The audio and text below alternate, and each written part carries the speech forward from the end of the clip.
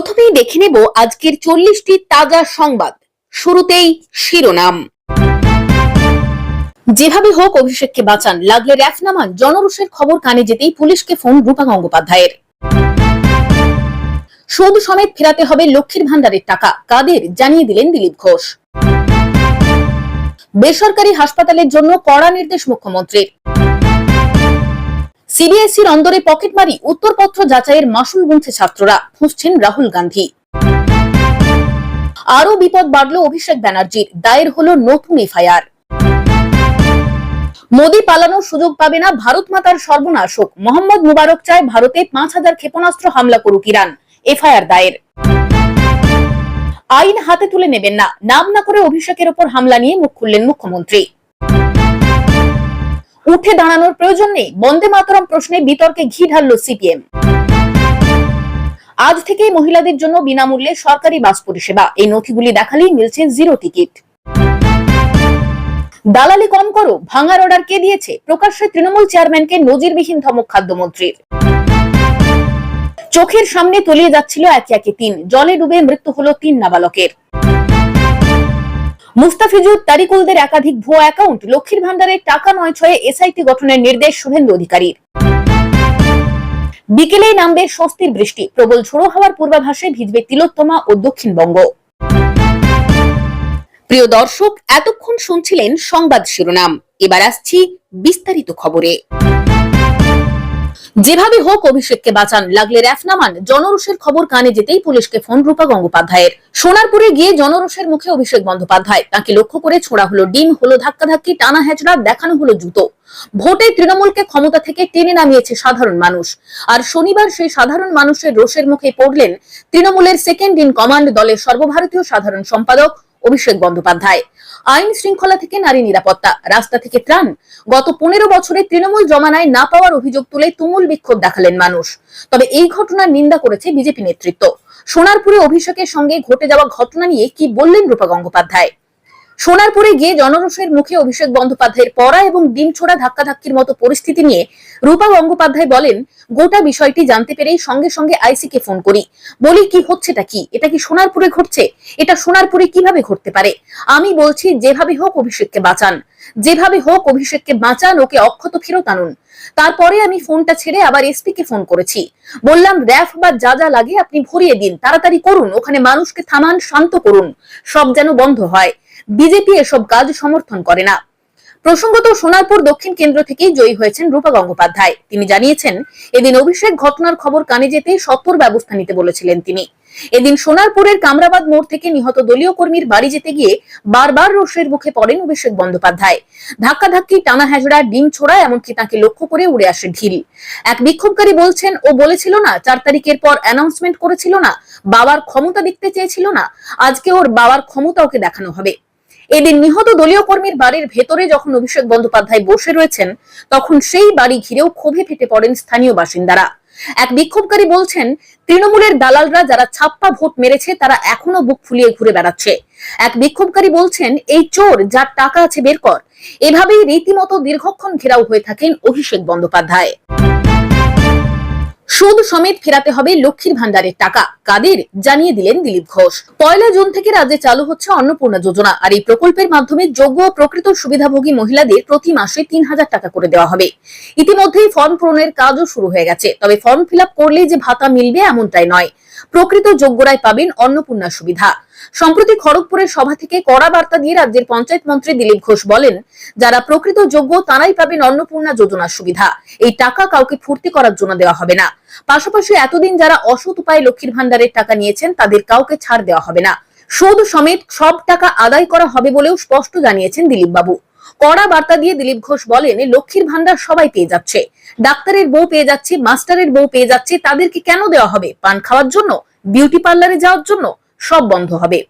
এদিকে অন্নপূর্ণা যোজনার দীর্ঘ ফর্ম নিয়ে দিলীপ ঘোষ বলেন, 13 পাতার ফর্ম এসেছে, কঠিন কিছু নয়, বাড়ির সবার তথ্য চাওয়া হয়েছে, বেশি লেখাপড়া নয়, ওটা দেখে টিক মারতে হবে। কারণ যাকে আমরা দিচ্ছি সেই লোকটা কে, তার ইনকাম কি, সম্পত্তি কত, ব্যাংকে কত টাকা পয়সা কত আছে, তার পাওয়ার কথা কিনা, যার প্রয়োজন তাকেই দেওয়া হবে। এই টাকা মোচ্ছব ফুর্তি করার জন্য নয়। দিলীপ আরো বলেন, এই যে ফর্ম ফিল আপ করা হচ্ছে 3 মাস চলবে, ভয় পাবেন না, সবে এসেছে ফর্ম, শুরু হয়ে যাবে। নাম আসতে থাকবে, যারা 2 নম্বরই করে পেয়েছে তাদের সবার নাম বাদ যাবে। সেই জায়গায় যারা যোগ্য তাদের দেওয়া হবে। বেসরকারি হাসপাতালের জন্য কড়া নির্দেশ মুখ্যমন্ত্রীর। রাজ্যের বেসরকারি হাসপাতালগুলিকে নিয়ে কড়া অবস্থানের কথা জানালেন মুখ্যমন্ত্রী শুভেন্দু অধিকারী। সরকারি বা সরকারি অনুদানপ্রাপ্ত সুবিধায় জমি পাওয়া হাসপাতালগুলিকে এবার সাধারণ মানুষের স্বার্থে নির্দিষ্ট নিয়ম মানতে হবে। মুখ্যমন্ত্রী স্পষ্ট জানিয়ে দিয়েছেন, যে সমস্ত বেসরকারি হাসপাতাল সরকার থেকে মাত্র 1 টাকার বিনিময়ে জমি নিয়েছে তাদের মোট শয্যার অন্তত 15% গরিব রোগীদের জন্য সংরক্ষিত রাখতে হবে। সরকারি হাসপাতালে রোগীর চাপ বাড়লে সেখান থেকে রেফার করা রোগীদের এই সংরক্ষিত 15% বেডে সম্পূর্ণ বিনামূল্যে চিকিৎসা প্রদানের নির্দেশ দিয়েছেন মুখ্যমন্ত্রী। তিনি স্পষ্ট করেছেন, এই নিয়মের কোনো অন্যথা সহ্য করা হবে না। পাশাপাশি সরকারি স্বাস্থ্য পরিষেবার মানোন্নয়নের লক্ষ্যে এসএসকেএম হাসপাতালে আরো 100টি অতিরিক্ত বেড যুক্ত করার ঘোষণা করেছেন তিনি। রাজ্যের সরকারি হাসপাতালের উপর অতিরিক্ত চাপ কমাতে এমন সিদ্ধান্ত নিয়েছে প্রশাসন। বেসরকারি মালিকানাধীন হাসপাতালগুলো যাতে বাণিজ্যিক মুনাফার বাইরে গিয়ে মানবিক দায়িত্ব পালন করে, মূলত সেই লক্ষ্যেই এই কঠোর পদক্ষেপ গ্রহণ করা হয়েছে। এই নিয়ম সঠিকভাবে কার্যকর হলে আর্থিকভাবে পিছিয়ে থাকা বহু মানুষ উন্নত চিকিৎসা পরিষেবা পাওয়ার সুযোগ পাবেন বলে মনে করা হচ্ছে। সিবিএসইর অন্দরে পকেটমারি, উত্তরপত্র যাচাইয়ের মাসুল গুনছে ছাত্ররা, ফুঁসছেন রাহুল গান্ধী। জাতীয় পরীক্ষা সংস্থা এবং সিবিএসইর মূল্যায়ন পদ্ধতি নিয়ে দেশ জুড়ে যখন তীব্র বিতর্ক চলছে, ঠিক তখনই কেন্দ্রীয় শিক্ষা মন্ত্রকের বিরুদ্ধে নজিরবিহীন আক্রমণের সুর চড়িয়েছেন লোকসভার বিরোধী দলনেতা রাহুল গান্ধী। সোমবার সকালে এক সোশ্যাল মিডিয়া পোস্টে রাহুল গান্ধী সিবিএসইর বিরুদ্ধে সরাসরি পকেটমারির অভিযোগ তুলেছেন। তার দাবি, বোর্ড যে ফি কাঠামো নির্ধারণ করেছে তা আদতে সাধারণ শিক্ষার্থীদের ওপর এক ধরনের অন্যায্য আর্থিক বোঝা। রাহুল গান্ধী সিবিএসইর একটি বিজ্ঞপ্তি তালিকা পেশ করে দেখিয়েছেন যে ডিজিটাল স্ক্যান করা উত্তরপত্রের কপি পেতে হলে একজন পরীক্ষার্থীকে প্রতিটি বিষয়ের জন্য 100 টাকা দিতে হচ্ছে। আবার নম্বর পুনর্গণনার জন্য প্রতি পেপারে 100 টাকা এবং প্রতিটি প্রশ্নের পুনর্মূল্যায়নের জন্য 25 টাকা করে ফি ধার্য করা হয়েছে। রাহুল গান্ধীর মতে, কোন শিক্ষার্থী যদি নিজের খাতার সঠিক মূল্যায়ন নিশ্চিত করতে চায় তবে তাকে 2000 টাকা পর্যন্ত খরচ হতে পারে। তার ক্ষোভের মূল জায়গা হলো ভুলটি করেছে সিবিএসই, অথচ তার মাসুল গুনতে হচ্ছে শিক্ষার্থীদের। রাহুল গান্ধীর কথায় পকেটমারদের থেকে সাবধান, আজ তারা খোদ সিবিএসইর অন্দরে ঘাঁটি গেড়ে বসেছে। কংগ্রেস নেতার বিস্ফোরক মন্তব্য, যেখানে স্ক্যানিং প্রক্রিয়া মোবাইল ফোনের মাধ্যমে সম্পন্ন করা হয়েছে সেখানে নম্বরের হিসেবে গরমিল হওয়াটা খুব স্বাভাবিক, কিন্তু সেই সরকারি ভুল সংশোধনের জন্য যখন শিক্ষার্থীকে পকেট থেকে টাকা দিতে হয় তখন সেটি নৈতিকভাবে অপরাধের শামিল। রাহুল গান্ধী মনে করছেন, 4 লক্ষ পরীক্ষার্থী যখন এই ফি দিয়ে আবেদন করবে তখন সিবিএসইর ঘরে কোটি কোটি টাকার রাজস্ব জমা হবে। বোর্ডের ব্যর্থতা থেকে সরকারি কোষাগারে মুনাফা ঢুকছে। আরো বিপদ বাড়লো অভিষেক ব্যানার্জির, দায়ের হলো নতুন এফআইআর। আরো বিপদ বাড়লো তৃণমূলের যুবরাজ অভিষেক ব্যানার্জির। এমনিতেই সই জালিয়াতির মামলায় সোমবার বেলা 12টায় ভবানী ভবনে হাজিরার জন্য তাকে ডাকা হয়েছে। এরই মাঝে খবর আসছে যে উস্কানিমূলক মন্তব্য ও সাম্প্রদায়িক সম্প্রীতি নষ্টের অভিযোগে ভবানীপুর থানায় অভিষেক ব্যানার্জির বিরুদ্ধে একটি নতুন করে এফআইআর দায়ের করা হয়েছে। তৃণমূল কংগ্রেসের পরিষদীয় দলের চিঠিতে বিধায়কদের সই জালিয়াতির মামলায় ইতিমধ্যেই সিআইডি একটি বিশেষ তদন্তকারী দল বা সিট গঠন করেছে। সিআইডির স্পেশাল সুপারিনটেন্ডেন্টের নেতৃত্বে গঠিত এই 5 সদস্যের উচ্চ পর্যায়ের দল অভিষেক ব্যানার্জির জন্য একগুচ্ছ কড়া প্রশ্নমালা প্রস্তুত রেখেছেন বলে জানা গেছে। ইতিমধ্যে আদালতে সিজের লিস্ট বা বাজেয়াপ্ত নথির তালিকাও জমা দেওয়া হয়েছে। বিধানসভার বেশ কয়েকজন বিধায়কের বয়ানও রেকর্ড করেছেন আধিকারিকেরা। চৌরঙ্গীর বিধায়ক নয়না বন্দ্যোপাধ্যায়, বেলেঘাটার বিধায়ক কুণাল ঘোষ, ক্যানিং পূর্বের বিধায়ক বাহারুল ইসলাম এবং ডোমজুড়ের বিধায়ক তাপস মাইতির বাড়িতে গিয়ে বয়ান নেওয়ার পর যে সমস্ত অসঙ্গতি মিলেছে তার ভিত্তিতেই অভিষেককে জিজ্ঞাসাবাদের ব্লুপ্রিন্ট তৈরি করেছে সিট। তার মাঝেই গোদের উপর বিস্ফোরণের মতো উস্কানিমূলক মন্তব্য ও সাম্প্রদায়িক সম্প্রীতি নষ্টের অভিযোগে এফআইআর দায়ের ডায়মন্ড হারবারের তৃণমূল সাংসদকে আরো বিপাকে ফেলে দিয়েছে বলে মনে করা হচ্ছে। মোদী পালানোর সুযোগ পাবে না, ভারত মাতার সর্বনাশ হোক। মোহাম্মদ মুবারক চায় ভারতে 5000 ক্ষেপণাস্ত্র হামলা করুক ইরান, এফআইআর দায়ের। উত্তরপ্রদেশের লখিমপুর খেরি জেলার বাসিন্দা মোহাম্মদ মুবারকের একটি ভিডিও সোশ্যাল মিডিয়ায় ভাইরাল হয়েছে। ভিডিওটিতে তাকে ভারতের বিরুদ্ধে ব্যাপক ক্ষেপণাস্ত্র হামলার জন্য ইরানের কাছে আবেদন করতে দেখা যাচ্ছে। বিষয়টি গুরুত্ব সহকারে নিয়ে খেরি পুলিশ তার বিরুদ্ধে প্রাসঙ্গিক ধারায় একটি মামলা দায়ের করেছে। ভিডিওতে মোহাম্মদ মুবারককে বলতে শোনা যাচ্ছে, আমি ইরানের জনগণকে অনুরোধ করছি, এই মোদী আমাদের ভারতকে সবচেয়ে বেশি নিপীড়ন করছে, সে মুসলমানদের সবচেয়ে বেশি নিপীড়ন করছে। ভারতের সমস্ত মুসলমান এই মোদীর কারণে সবচেয়ে বেশি সমস্যায় আছে। সে যাচ্ছে না, যার মানে তাকে সরানো যাবে না। কে তাকে সরাতে পারবে? সে আরো বলে, কে একে সরাতে পারবে? এর সাথে সবাই জড়িত, পুরো সুপ্রিম কোর্ট, দুনিয়ার সবকিছু। তারা গরিব মানুষদের রাস্তায় নামিয়ে দিয়েছে আর বড় মানুষদের আরো বড় করে তুলেছে। মুকেশ আম্বানি হয়েছেন, আদানিও হয়েছেন, তারা সবাইকে বড় বানিয়ে দিয়েছে আর গরিব মানুষকে ভিক্ষুকে পরিণত করেছে। মুবারক আরো বলেন, হাত জোর করে আমাদের একটাই অনুরোধ, ইরান যেন আমাদের ভারতের উপর অন্তত 500টি ক্ষেপণাস্ত্র নিক্ষেপ করে, মোদী যেন পালানোর কোনো সুযোগ না পায়, এটাই আমার একমাত্র অনুরোধ। 3-4টি নয়, অন্তত 5 থেকে 6 হাজার ক্ষেপণাস্ত্র নিক্ষেপ করুন, 1 মিনিটে ভারতের সর্বনাশ হয়ে যাবে। আইন হাতে তুলে নেবেন না, নাম না করে অভিষেকের উপর হামলা নিয়ে মুখ খুললেন মুখ্যমন্ত্রী। শনিবার সোনারপুরে গিয়ে জনরোষের মুখে পড়েছিলেন তৃণমূলের সর্বভারতীয় সাধারণ সম্পাদক অভিষেক বন্দ্যোপাধ্যায়। ডিম ইট ছোড়া শুধু নয়, তার জামাও ছিঁড়ে দেওয়া হয়।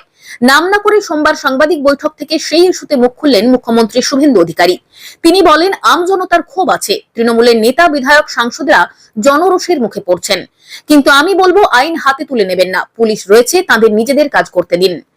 পালাবদলের পর থেকে তৃণমূলের তরফে বারবার অভিযোগ করা হয়েছে তাদের দলের নেতাদের উপর আক্রমণ করছে বিজেপির নেতাকর্মীরা। যদিও পদ্ম শিবিরের নেতারা বারবার দাবি করেছেন তাদের কর্মীরা কোনো অশান্তির সঙ্গে জড়িত নয়, পাশাপাশি যদি দলের কেউ কিছু করে থাকে তাদের গ্রেফতারের নির্দেশও দিয়েছেন। তবে অধিকাংশ ক্ষেত্রেই বিষয়টা জনরোষ। তৃণমূল নেতাদের সামনে পেলেই দীর্ঘদিনে চেপে থাকার আগের বহিঃপ্রকাশ ঘটছে, যার পরিণতি দিকে দিকে চোর স্লোগান, হামলা, ইট বৃষ্টির ঘটনা। শনিবার সোনারপুরেও তার অন্যথা হয়নি। তৃণমূলের তরফে ভোট পরবর্তী হিংসায় সঞ্জু কর্মকারের মৃত্যু হয়েছে বলে দাবি করা হলেও স্থানীয়রা বলছেন অন্য কথা। তাদের দাবি, অভিষেক বন্দ্যোপাধ্যায় যে নিহত যুবকের বাড়িতে গিয়েছিলেন তিনি অসামাজিক কাজের সঙ্গে জড়িত ছিলেন। বছরের পর বছর বিভিন্নভাবে স্থানীয়দের হেনস্থা করেছেন। এলাকাবাসীর দাবি, ব্রেন স্ট্রোকে মৃত্যু হয়েছে সঞ্জুর। শনিবার সঞ্জু ও অভিষেক দুজনের বিরুদ্ধে জমে থাকা ক্ষোভের জেরেই ডিম হামলা। সোমবার নবান্ন থেকে সাংবাদিক বৈঠক করে অভিষেকের নাম না করলেও হামলার প্রতিবাদ করেন মুখ্যমন্ত্রী। তিনি বলেন, আমজনতার ক্ষোভ আছে, তৃণমূলের নেতা, বিধায়ক, সাংসদরা জনরোষের মুখে পড়ছেন, কিন্তু আমি বলবো আইন নিজের হাতে তুলে নেবেন না, পুলিশ রয়েছে, তাদের নিজেদের কাজ করতে দিন। এরপরেই তৃণমূলকে বিধে তিনি আরো বলেন, একটা উঠে যাওয়া পার্টি ফলতায় চতুর্থ হয়েছে, বাংলার রাজনীতিতে অপ্রাসঙ্গিক হয়ে পড়েছে, দলের যারা দুর্নীতি করছে তাদের সকলের শাস্তি হবে, আপনারা কেউ আইন হাতে নেবেন না। উঠে দাঁড়ানোর প্রয়োজন নেই, বন্দে মাতরম প্রশ্নে বিতর্কে ঘি ঢাললো সিপিএম। জাতীয় সঙ্গীত বন্দে মাতরম বিতর্ককে কেন্দ্র করে কেরল বিধানসভায় এখন রাজনৈতিক পারদ তুঙ্গে। মুখ্যমন্ত্রী ভিডি সতীশানের নেতৃত্বাধীন নবগঠিত ইউডিএফ সরকারের একটি অনুষ্ঠানকে কেন্দ্র করে বিতর্ক এমন জায়গায় পৌঁছেছে যা এখন কংগ্রেস, সিপিআইএম এবং বিজেপির মধ্যে একটি বড় সড় আদর্শগত লড়াইয়ের রূপ নিয়েছে। রাজ্যপাল রাজেন্দ্র আর্লেকারের উপস্থিতিতে বিধানসভার ওই অনুষ্ঠানে বন্দে মাতরমের মাত্র একটি অংশ বাজানো হয়, আর তাতেই বেঁধেছে যত গোলমাল। এই ঘটনায় তীব্র ক্ষোভ প্রকাশ করেছেন স্বয়ং রাজ্যপাল রাজেন্দ্র আর্লেকার। তার স্পষ্ট বক্তব্য, যেখানে রাজ্যপাল উপস্থিত থাকেন সেখানে প্রোটোকল মেনে পুরো বন্দে মাতরম গাওয়া বা বাজানো উচিত। এখানে সেই নিয়ম ভাঙা হয়েছে। রাজ্যপাল জানান যে তিনি ঘটনাটি ঘটার সঙ্গে সঙ্গে বিধানসভার স্পিকারের কাছে নিজের আপত্তির কথা জানিয়েছেন। রাজ্যপালের এই আপত্তির পরই বিতর্কে ঘি ঢালেন কেরলের প্রাক্তন মুখ্যমন্ত্রী তথা এলডিএফ নেতা পিনারাই বিজয়ন। তিনি সোজাসুজি আরএসএস কে নিশানা করে বলেন, প্রোটোকলের দোহাই দিয়ে আসলে আরএসএস নিজেদের এজেন্ডা চাপানোর চেষ্টা করছে। একটি সাংবাদিক বৈঠকে বিজয়ন সাফ জানান, পুরো বন্দে মাতরম বাজানোর কোনো প্রয়োজন নেই, কেরল আরএসএস এর এজেন্ডার কাছে মাথা নত করবে না। এখানেই শেষ নয়, গানটি চলার সময় উঠে দাঁড়ানো নিয়েও প্রশ্ন তোলেন তিনি। বিজয়ন বলেন, বন্দে মাতরম বাজানোর সময় উঠে দাঁড়ানোর কোনো আইনি বাধ্যবাধকতা নেই, তবে অনুষ্ঠানে যেহেতু সবাই উঠে দাঁড়িয়েছিলেন তাই বাধ্য হয়ে তারাও দাঁড়িয়েছেন। এদিকে এই ঘটনাকে কেন্দ্র করে কংগ্রেস ও ইউডিএফ সরকারকে তীব্র আক্রমণ করেছে বিজেপি। আজ থেকেই মহিলাদের জন্য বিনামূল্যে সরকারি বাস পরিষেবা, এই নথিগুলি দেখালেই মিলছে জিরো টিকিট। বিজেপির প্রতিশ্রুতি মতোই আজ অর্থাৎ 1 জুন থেকে পশ্চিমবঙ্গের সরকারি বাসে মহিলাদের জন্য বিনামূল্যে যাতায়াত পরিষেবা চালু হলো। এর ফলে রাজ্যের বিভিন্ন প্রান্তে সরকারি বাসে ভ্রমণের জন্য আর কোনো ভাড়া দিতে হবে না মহিলাদের। দৈনন্দিন যাতায়াত থেকে শুরু করে দূরপাল্লা সফর, সব ক্ষেত্রেই এই সুবিধা মিলবে। পশ্চিমবঙ্গের স্থায়ী বাসিন্দা সমস্ত মহিলাই এই সম্পূর্ণ বিনামূল্যে ভ্রমণের সুবিধা পাবেন। রাজ্যের পরিবহন নিগমগুলির অধীনস্থ সমস্ত ক্যাটাগরির সরকারি বাসে এই সুবিধা মিলবে। শুধু শহরের ভেতরে ছোট রুটি নয়, দূরপাল্লার সমস্ত বড় রুটের সরকারি বাসেও মহিলারা বিনামূল্যে যাতায়াত করতে পারবেন। সরকারের দাবি, মহিলাদের আর্থিক সাশ্রয় এবং যাতায়াতকে আরো সহজ করে তুলতেই এই উদ্যোগ নেওয়া হয়েছে। কর্মজীবী মহিলা, ছাত্রী, গৃহবধূ বা প্রবীণ সকলেই এই প্রকল্পের আওতায় আসবেন। ফলে প্রতিদিনের যাতায়াত খরচ অনেকটাই কমবে বলে মনে করা হচ্ছে। তবে এই সুবিধা পাওয়ার জন্য কিছু নির্দিষ্ট নিয়ম মানতে হবে। রাজ্য সরকারের তরফে ইতিমধ্যে একটি গাইডলাইন জারি করা হয়েছে। সেখানে জানানো হয়েছে, সরকারি বাসে বিনামূল্যে যাতায়াতের জন্য মহিলাদের একটি বিশেষ পরিচয়পত্র ব্যবহার করতে হবে। পরিষেবা শুরু হওয়ার প্রথম দিনেই পরিদর্শনে যান রাজ্য বিজেপির সাধারণ সম্পাদক শশী অগ্নিহোত্রী। তিনি রাজ্য সরকারের এই উদ্যোগকে সাধুবাদ জানিয়ে মুখ্যমন্ত্রী শুভেন্দু অধিকারীর প্রতি কৃতজ্ঞতা জানান। তার কথায় আজ মহিলাদের মধ্যে উৎসবের পরিবেশ। তারা অত্যন্ত খুশি। তারা বলছেন, সরকারকে যা যা বলেছিলাম সেই মতোই কাজ করছে। আগামী দিনে পরিবহন দপ্তরকে বাসের সংখ্যা বাড়ানোর বিষয়টি জানাবো। প্রয়োজনীয় নথিগুলি দেখালে কন্ডাক্টর একটি জিরো টিকিট মহিলা যাত্রীকে দেবেন। সেখানে যাত্রীটি কোথা থেকে উঠেছেন এবং কোথায় নামবেন তা উল্লেখ করা থাকবে। তবে এর জন্য কোনো ভাড়া দিতে হবে না। দালালি কম করো, ভাঙার অর্ডার কে দিয়েছে? প্রকাশ্যে তৃণমূল চেয়ারম্যানকে নজিরবিহীন ধমক খাদ্যমন্ত্রীর। উত্তর 24 পরগনার বনগা পুরসভা এলাকার এক জনবহুল বাজারের একমাত্র গণ শৌচাগার বুলডোজার দিয়ে গুঁড়িয়ে দেওয়াকে কেন্দ্র করে রাজ্য রাজনীতিতে চরম নাটকীয় পরিস্থিতি তৈরি হয়েছে। এই উচ্ছেদ অভিযানের জেরে তৃণমূল পরিচালিত বনগা পৌরসভার চেয়ারম্যান দিলীপ মজুমদারকে প্রকাশ্য রাস্তায় দাঁড়িয়ে তীব্র ভাষায় ধমক দিলেন রাজ্যের খাদ্যমন্ত্রী তথা স্থানীয় বিধায়ক অশোক কীর্তনিয়া। স্থানীয় সূত্রে জানা গিয়েছে, রবিবার সকালে বনগার বিচুলিহাতা এলাকায় দীর্ঘদিন ধরে রাস্তার পাশে থাকা একটি ময়লা ফেলার ভ্যাট এবং সর্বসাধারণের ব্যবহারের শৌচালয় বুলডোজার দিয়ে ভেঙে পরিষ্কার করে পুরসভা। পুরসভার চেয়ারম্যান দিলীপ মজুমদারের দাবি, এই শৌচালয়ের কারণে বাজারের ভেতর কোনো বড় গাড়ি ঢুকতে পারত না। তাছাড়া তীব্র ময়লা, আবর্জনা ও দুর্গন্ধের কারণে বাজারে ক্রেতাদের আসাও বন্ধ হয়ে গিয়েছিল। এই এলাকায় বিভিন্ন উৎসব, পুজো ও কীর্তন অনুষ্ঠিত হয়। সেই সমস্ত দিক বিবেচনা করেই শনিবার বোর্ড মিটিং এ সর্বসম্মতভাবে কাউন্সিলররা এই শৌচালয় সহ মোট 5টি কাঠামো ভাঙার সিদ্ধান্ত নিয়েছিলেন। শৌচাগার ভাঙার পরে ক্ষুব্ধ ও নিরুপায় ব্যবসায়ীরা ফোন করেন বনগার বিধায়ক তথা মন্ত্রী অশোক কীর্তনিয়াকে। তাদের দাবি, বাজারে প্রায় 1,500 ব্যবসায়ী ও প্রতিদিন হাজার হাজার গ্রাহক আসেন। বিকল্প কোনো ব্যবস্থা না করে এভাবে শৌচাগার ভেঙে দেওয়ায় চরম বিপাকে পড়েছেন সকলে। আর অভিযোগ পেয়ে রবিবার দ্রুত ঘটনাস্থলে পৌঁছন মন্ত্রী অশোক কীর্তনিয়া। সেখানে পুরসভার চেয়ারম্যান দিলীপ মজুমদারকে সামনে পেয়ে তিনি বেজায় চটে যান এবং ক্ষোভে ফেটে পড়েন। চেয়ারম্যানকে প্রকাশ্যে ধমক দিয়েই মন্ত্রী বলেন, তোমাকে এটা ভাঙার অর্ডার কে দিয়েছে? এতদিন তোমরা ক্ষমতায় ছিলে, তখন ভাঙনি কেন? দালালি করা কম করো। বনগায় না তৃণমূলের গুন্ডামি চলবে আর না বিজেপির গুন্ডামি হবে। তোমার এই কাজের জন্য আমার ঘাড়ে বদনাম কেন দিলে? বনগার ব্যবসায়ীরা আমাকে কেন এসে প্রশ্ন করছে যে বিজেপি সরকার আসার পরেই কেন এই ভাঙচুর হচ্ছে? মন্ত্রী অশোক বাবু স্পষ্ট জানিয়ে দেন, নিয়ম অনুযায়ী কোনো অবৈধ নির্মাণ ভাঙতে হলে প্রথমে এসডিও এবং তারপর মন্ত্রীকে জানাতে হয়। কিন্তু এখানে কোনো নিয়ম মানা হয়নি। তিনি নিজে দেখেছেন, এখানে দীর্ঘদিন ধরে সাধারণ মানুষের স্বার্থে এই শৌচাগারটি ছিল। কোনো বিশেষ ব্যক্তির স্বার্থে এটি ভেঙে দেওয়া তিনি কোনোভাবেই মেনে নেবেন না। একই সঙ্গে পুর প্রশাসনকে মন্ত্রীর কড়া নির্দেশ, অবিলম্বে ব্যবসায়ীরা বাজারের যেখানে বলবেন সেখানেই পুরসভার নিজস্ব খরচে নতুন করে শৌচালয় তৈরি করে দিতে হবে। মন্ত্রীর এই কড়া অবস্থানের পর বনগার রাজনৈতিক মহলে শোরগোল পড়ে গিয়েছে। চোখের সামনে তলিয়ে যাচ্ছিল একে একে 3, জলে ডুবে মৃত্যু হলো 3 নাবালকের। সোমবার দুপুরে মেদিনীপুরের কাঁসাই নদীর অ্যানিকেট বাঁধে স্নান করতে নেমে জলে ডুবে মৃত্যু 3 নাবালকের। ঘটনাটি ঘটেছে খড়গপুর লোকাল থানার অন্তর্গত এলাকায়। তাদের বাড়ি সকলেরই খড়গপুর শহরের 28 নম্বর ওয়ার্ডের মাঝিপাড়া এলাকায়। পুলিশ সূত্রে জানা গিয়েছে, সোমবার 2টি বাইকে মোট 6 জন বন্ধু মিলে কাঁসাই নদীর অ্যানিকেট বাঁধে স্নান করতে এসেছিল। দুপুরের দিকে 6 জনই একসঙ্গে নদীতে স্নান করতে নামে, কিন্তু আচমকাই জোরালো স্রোতের টানে গভীর জলে তলিয়ে যায় 3 জন। বাকি 3 বন্ধু কোনো ক্রমে প্রাণে বাঁচলেও চোখের সামনে বন্ধুদের তলিয়ে যেতে দেখে চিৎকার শুরু করে। তাদের চিৎকার শুনে স্থানীয় বাসিন্দারা দ্রুত ঘটনাস্থলে যান এবং নদীতে উদ্ধার কাজও শুরু করেন।